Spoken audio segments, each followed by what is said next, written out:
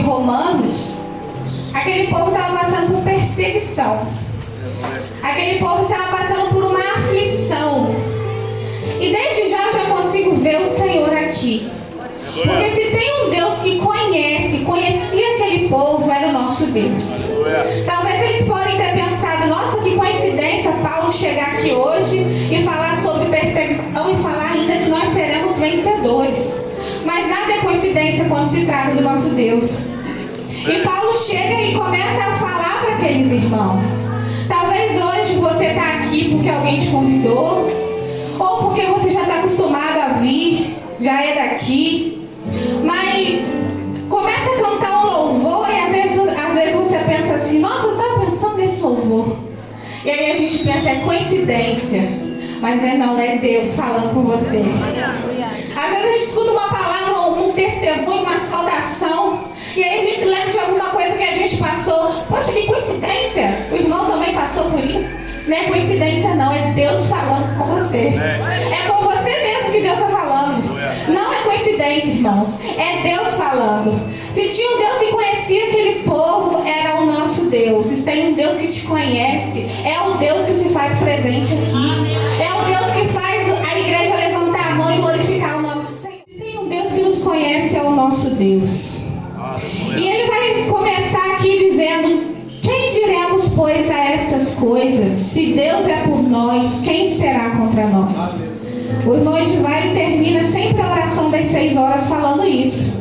Ele fala, se Deus é por nós, a igreja fala, quem será contra nós? E ele fala, operando Deus, e a igreja fala, quem impedirá? E aqui eu comecei a me lembrar de um texto que fica lá em 2 Crônicas 32, que vai falar sobre um exército que se levanta contra o povo de Deus. Nós hoje vivemos uma batalha, só que ela não é física. Ela é contra potestades. Ela é aquilo que a gente não consegue ver aos nossos olhos, mas nós conseguimos sentir. Mas também essa batalha que nós vivemos hoje, o nosso Deus é que vai na frente do nosso exército. E a Bíblia vai dizer lá em 2 Crônicas, capítulo 32, que Senaqueribe, rei da Síria, invade Judá. Ele entra, ele pousa ali aos arredores, porque ele quer tomar aquele lugar. Ele quer tomar para ele aquele lugar. E a Bíblia vai continuar dizendo que Ezequias, que era o rei, ele conversa, pede conselho, fecha ali as nascentes das águas, reconstrói o muro, fortifica o muro, constrói torres por cima daquele muro. Tudo para a cidade ficar bem forte, que o inimigo não conseguia entrar. Só que o exército era grande demais. O exército era volumoso demais. Mas mesmo assim ele fez o que tinha que fazer. E é interessante, irmãos, que Senaqueribe, ele zomba de Deus. Ele blasfema do nosso Deus. E é claro que o povo ficou amedrontado. Mas Ezequias, ele olha para o povo, olha para aqueles generais que iriam lutar, e ele fala, olha, não se preocupem, o exército deles é grande demais, mas com eles está o braço de carne, mas com a gente está o nosso Senhor. A nossa força não vem de nós, a nossa força vem de Deus. Às vezes tem dia que a gente se levanta e fala assim, meu Deus, como eu consegui levantar da cama hoje? Como eu consegui vencer essa batalha? Como eu consegui vencer hoje? Não é com a sua força, é com a força de Deus. Olha o que diz, se Deus é por nós, quem será contra nós? E Senaqueribe, sabe o que ele fala? Ele olha para Ezequias e fala assim, Ezequias, nem o seu Deus e nem Deus de nação alguma pode me vencer. Quanta blasfêmia, meus irmãos. Quanta blasfêmia. E aí, o que mais me chamou a atenção é que Ezequias, ele chama o profeta Isaías, não para ir confrontar Senaqueribe, para falar, olha só, você está achando que você está falando do Deus de quem? O meu Deus é o Todo-Poderoso. Eles não fizeram isso não. Eles foram para o joelho. Eles oraram. Eles contaram para Deus. O hino que o Bruno falou. Eu vou contar para Deus. Eu vou contar para Deus o que está acontecendo. E eles se ajoelharam e contaram para Deus. Sabe o que aconteceu? O Senhor enviou um anjo no arraial de Senaqueribe e matou todo mundo. Senaqueribe ficou vivo. Ele saiu. E quando ele estava entrando no templo do Deus pagão dele, um de seus filhos o matou à espada. E ele foi envergonhado. Se Deus é pelo povo, irmãos, a vitória já é certa. A vitória já é certa. Você pode ter certeza que amanhã vai ter luta para você lutar. Mas você pode ter certeza que há uma vitória em Cristo para você. E às vezes Deus vai falar assim: olha, não faça nada. Assim como ele fez com o povo de Josafá. Ele falou: olha, não façam nada. No momento deles irem, eles foram. Eles começaram a adorar a Deus. E Deus derrotou o exército sem eles levantar uma espada. Às vezes a gente fica procurando o que fazer, né? O que fazer? Entrega para Deus, irmão. Não queira lutar uma guerra, sofrer por uma guerra que você não vai vencer sozinho. Entrega para o Senhor, porque Ele se levanta pelo seu povo. E agora a gente vai voltar um pouco ao início, porque quem te garante? Quem me garante que a vitória é certa? Será que era Paulo que estava garantindo? Será que era Paulo que estava garantindo para aqueles crentes: olha, a vitória é certa? Ele tinha um embasamento para isso, irmãos. E aí eu fui me lembrar lá do início, quando Deus constrói um paraíso e coloca o homem dentro. Deus constrói o jardim do Éden e coloca o homem lá dentro. Olha bem, irmãos. Deus constrói um paraíso e dá para o homem. O homem não conquistou, Deus deu. Deus faz Adão cair um sono profundo e da costela de Adão Deus cria Eva. E vive ali os dois naquele paraíso, onde Deus proporcionou tudo para eles. Um paraíso que não foi conquistado, foi dado por Deus. A Bíblia vai dizer também que eles conversavam face a face com Deus todos os dias. Uma intimidade que eles não precisaram conquistar. Eles ganharam de Deus. Deus fazia questão de ir lá conversar com eles. Olha que coisa linda, irmãos. Deus fazia questão de dar o alimento.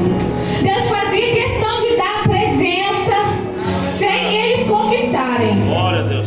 E aí a Bíblia vai continuar dizendo que Adão cai, Adão e Eva caem. E a partir de Adão vem o pecado e também vem a morte. Onde era só vida, agora tem morte. Onde tinha presença todos os dias que não era conquistada, era dada, agora não tem mais. Onde o alimento vinha sem precisar fazer esforço, agora eles tinham que comer do suor do seu trabalho. Tudo aquilo que Deus deu e não foi conquistado, eles abriram mão por uma má escolha que eles fizeram. E quantas vezes nós abrimos mão daquilo que a gente não conquistou, mas o Senhor nos entregou por uma coisa passageira, por uma coisa que amanhã vai acabar.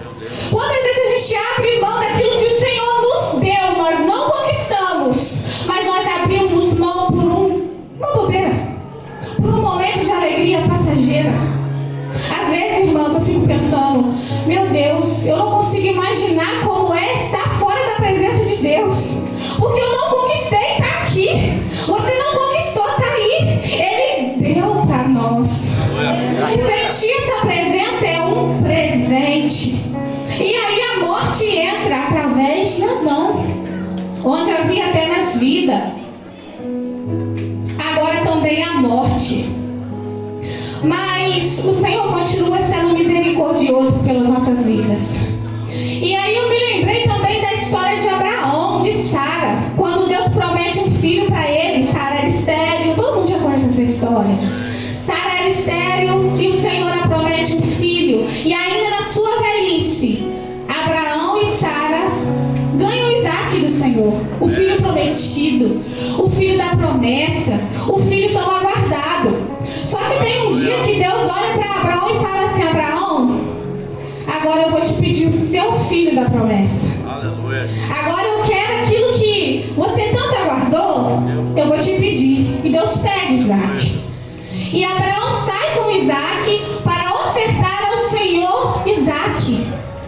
Isaac era o sacrifício ali. E ele vai. E ali no caminho, Isaac olha para o pai e pergunta: cadê o cordeiro? Tá, nós estamos indo oferecer um sacrifício, mas o cordeiro onde está? E eu acredito que Abraão responde para o seu filho com o coração sangrando. Porque imagina o filho da promessa, o filho tão aguardado. E ele fala: Deus vai prover. E eles continuam. Isaac é colocado ali no altar.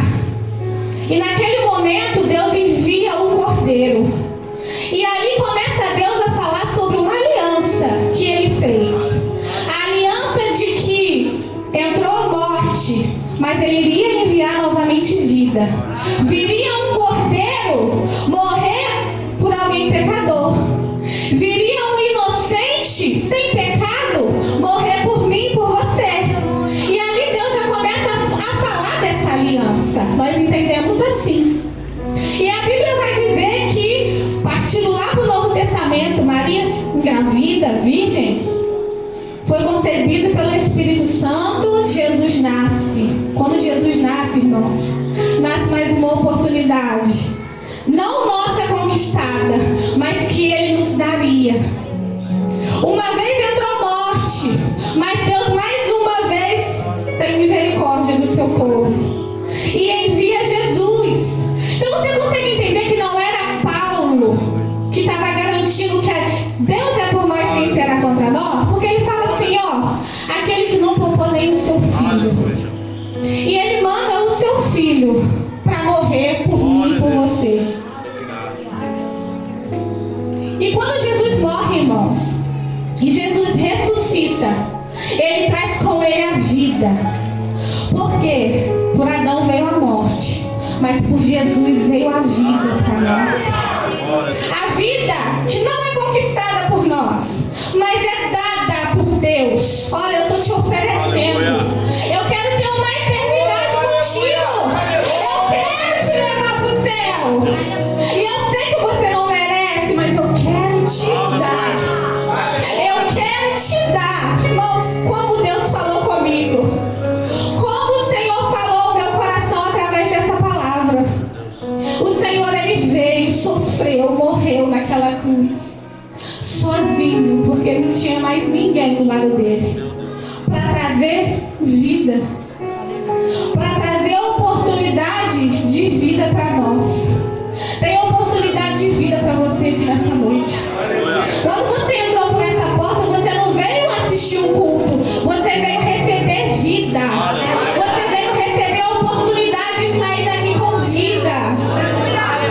Aleluia. Aleluia. Glória a Deus. Você é mais que vencedor.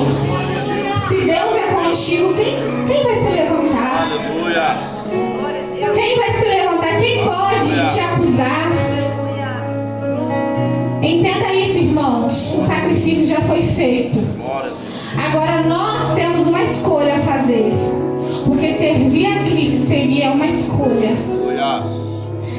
Servir a Cristo e seguir a Cristo é uma escolha que não é fácil. Sabe por quê? Ele fala, olha, quem quer vir após mim, pegue a sua cruz e negue quem? A si mesmo. Negar você não é fácil, irmãos. Negar as nossas vontades não é fácil. Negar, falar para Deus, Senhor, agora eu estou precisando de oração. Ele vai falar, não, agora você vai lá e vai orar. Porque o Evangelho é negar a si mesmo. O Evangelho é se colocar em último lugar e colocar a obra do Senhor na frente. E vai continuar dizendo que quem tentará acusação contra os escolhidos de Deus? É Deus quem os justifica. Jesus, ele veio para trazer vida. Através de um que desobedeceu, muitos pecaram. Mas através de um que obedeceu, muitos têm a oportunidade de ser redimidos. Olha que coisa linda, irmãos. Um desobedeceu e a morte entrou. Mas o sofrimento de um nos trouxe a oportunidade de redenção. O sofrimento de um nos trouxe a oportunidade de vida nova.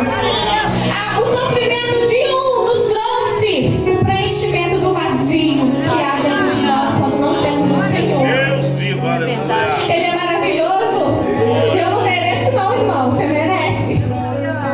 Nós não merecemos. E olha como que ele ainda consegue ser mais maravilhoso.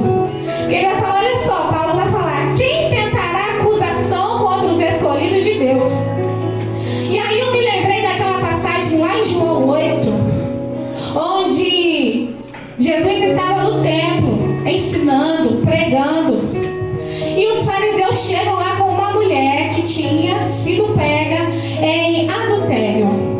E aí os fariseus chegam, o comportamento de Jesus foi tremendo. Eu até li com o Leonardo, falei, Leonardo, é isso mesmo? Eu não estou errando a minha interpretação? E os fariseus chegam para Jesus e falam, olha só, Jesus, ela foi pega em adultério. E quando eles começam a falar, sabe o que Jesus faz? Sabe quando a gente está na praia e a gente pega um gravetinho e começa a escrever no chão? Jesus fez isso, começou a escrever na areia. Não diz o que Jesus estava escrevendo, mas ele começou a escrever na areia. E aqueles homens continuavam falando, olha só, Jesus, de acordo com a lei de Moisés, essa mulher teria que ser apedrejada.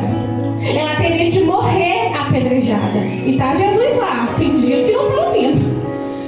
E eles continuam, Jesus, o que vamos fazer? Ela foi pega. Ela foi pega. E Jesus só vira e fala para eles, tem algum dentre vós aí que não tem nenhum pecado? Se tiver, lance a primeira pedra. Se tiver alguém dentre vocês que não tem nenhum pecado, por favor, pode começar agora. E sabe o que ele faz? Ele volta a desenhar na areia. E quando ele olha de novo, foram saindo um por um, foram embora. E ele vira para aquela mulher e pergunta para ela, mulher, onde estão os teus acusadores? Não te acusaram?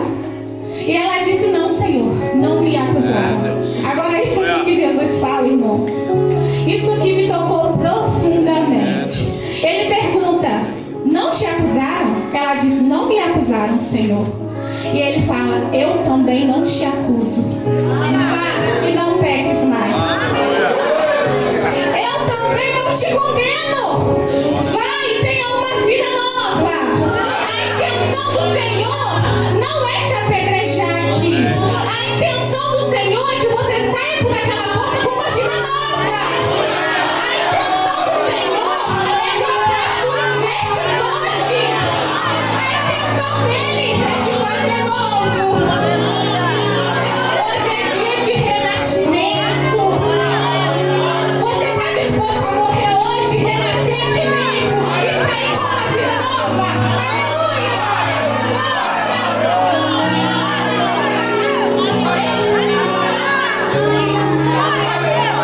Eu falei que hoje eu não ia pular, irmãos, mas eu não consigo resistir a essa glória. Ele fala, eu também não te condeno. Então quem pode te condenar, irmãos? Se o Jesus que sofreu, sangrou até a última gota, não te condena. Não condenou aquela mulher. Quem pode, irmãos? Eu posso chegar para você e falar assim, ó, meu irmão, te amo em Cristo. Posso te dar um conselho, eu posso conversar com você, mas eu não posso te condenar, porque não foi eu que dei a minha vida por você. E aquele que deu não te condena. Aquele que deu a vida por você hoje, olha para você como olha para o Nelson, olha para o Murilo como olha para o pastor. Ele tem o mesmo olhar para você. Aqui dentro você não é menor do que ninguém, porque Deus chora do mesmo jeito.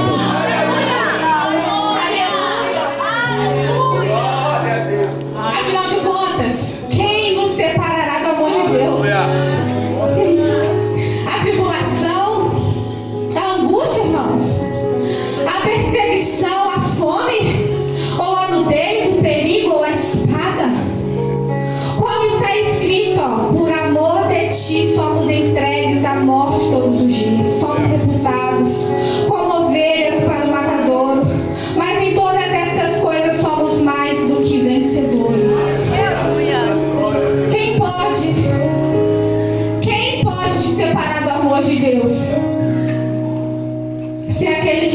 amou te recebe.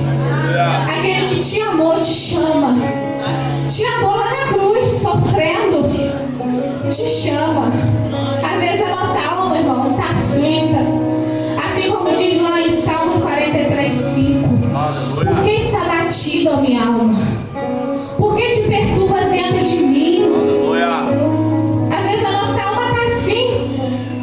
Crê no Deus da tua salvação. O que está te abatendo nesta noite? Creia somente no Deus da tua salvação. Sabe qual é o único povo que entra numa guerra com a certeza da vitória? Nós. Aleluia. O único povo que sofre, mas que sabe que a vitória é certa, é o povo de Deus. É aquele que escolheu Deus para fazer parte da sua vida. É aquele que escolheu se renunciar para deixar Deus aparecer, para deixar Deus fazer. E vai continuar dizendo assim, ó. Porque estou certo de que nem a morte, nem a vida, nem os anjos, nem os principados, nem as potestades, nem o presente, nem o porvir, nem a altura, nem a profundidade, nem alguma outra criatura, nos poderá separar do amor de Deus. Isso aqui me chamou a atenção, irmãos. Nenhuma criatura pode nos separar do amor de Deus. Todos nós somos criaturas. E por causa do amor de Deus, nos tornamos filhos de Deus. Só que ainda continuamos sendo criaturas, porque somos criaturas do Senhor. O Senhor nos fez. E agora isso é muito sério, irmãos, que eu vou falar aqui. Sabe por quê? Às vezes nos magoamos. Às vezes nosso irmão nos magoa. Às vezes nós ouvimos alguma coisa que nos chateia. Isso acontece porque nós somos falhos. Mas isso não é motivo para abandonar Deus. Porque aqui diz, ó, nenhuma outra criatura poderá separar do amor de Deus.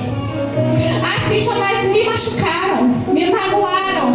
Nenhuma criatura pode separar do amor de Deus. Assim, mas eu não estou me sentindo bem. Eu sou a própria criatura que estou atrapalhando a mim mesma. Olha, entrega para Deus os seus ressentimentos, as suas mágoas, porque nada pode separar do amor de Deus, meu irmão. Nada pode separar do amor de Deus. Nem a criatura que Deus fez pode te separar do amor de Deus.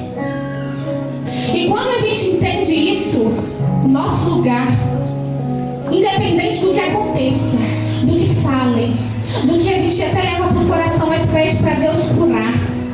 Quando a gente entende a nossa posição diante de Deus, por mais que a gente saia, fica uma chama ali, ó, dando faísca. Eu saí porque me magoaram. Ou eu não vou nem entrar porque eu ouço histórias. Mas tem uma faísca ali, porque um dia você ouviu alguma coisa sobre esse Jesus. Um dia você ouviu alguma coisa sobre esse Deus. E aquela faísca fica ali. Quando eu tinha 2 anos de idade, a minha mãe aceitou Jesus. E até meus 11 anos, ela nunca se desviou. Quando eu fiz 11 anos, a minha mãe se desviou. Nós morávamos em Iracema. E eu fui também. E naquele ano eu lembro que eu saí no bloco de carnaval e saí no Mineiro Pau do carnaval. E quando acabou toda a apresentação, ficava um palco e o show, né, ali do palco. Eu lembro que a minha mãe dançava tanto naquela noite, mas tanto, e era rua, tinha uma calçada, e eu sentei na calçada. E eu fiquei olhando a minha mãe naquela alegria. E eu, com sono, irmãos, cansada. Eu não tinha 11 anos de idade, mas sabe aquela criança que, por causa de algumas responsabilidades, amadurece mais rápido? Então eu tinha 11, mas eu tinha uma cabeça já muito mais avançada, um pouco mais madura. E eu ficava sentada ali naquele chão e eu ficava me perguntando: minha mãe tá aqui, ela deixou eu estar aqui. por que eu estou me sentindo esquisita? Eu não estou me sentindo bem aqui. Por quê? Se a minha mãe deixou eu vir, era a chama. Era a chama ardendo. Sabe quando você entra no lugar e fala, por que eu estou aqui? Eu sou dona do meu próprio nariz, eu posso ir onde eu quiser. Mas você começa a sentir, por que eu estou aqui? É a chama querendo acender. E naquele dia, eu olhei para minha mãe e vi ela feliz. E aí eu pensei, eu vou deixar ela dançar, porque pelo menos aqui eu estou vendo ela feliz. Porque eu sabia que quando eu chegasse em casa, ela iria ficar triste de novo. Você está entendendo? Até onde vai a alegria que o mundo te oferece? Você está entendendo que a alegria que o mundo te oferece, ela é limitada? Ela acaba ali. E quando você vai embora, volta o vazio, volta a dor, o sofrimento. Eu falei, eu vou deixar ela dançar. Sabe o que eu fiz? Eu sentei e eu dormi na calçada. Quando eu acordei já era dia e aí nós fomos embora. E aconteceu o que eu achei que ia acontecer. Ela ficou triste de novo. Porque aquela alegria, ela tinha hora e minuto marcado para acabar. Era só ali. E eu mesmo criança, eu entendi que estava faltando alguma coisa.